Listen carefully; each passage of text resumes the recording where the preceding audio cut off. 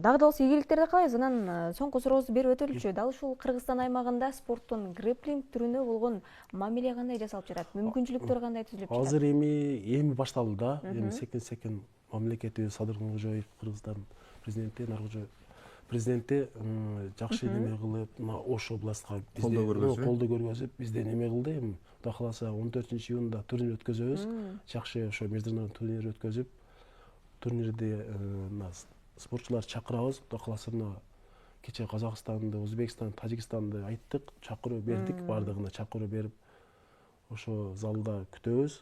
Жакшы спортчуларды күчтүү суутсун, ал жерде медаль, алтын медаль коебуз, Кудай кааласа ремендерди коебуз. Баракелде.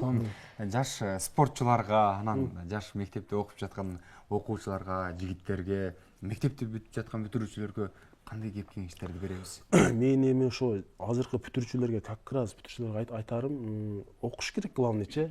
Окуш керек. Анан кийин убакыты болгондо 1 саат, 2 саат маалы залга барып, машыгып, тренировка кылып, убагында кайтып, адам канчалык көп чарчаса, адам чарчаганда ошо адам эс алат да, анан кийин окуш керек. Анан окугандан кийин баягындай залга барбай же тренировка кылбай ата-энелер залга жөнөтсө, бала эс алат да.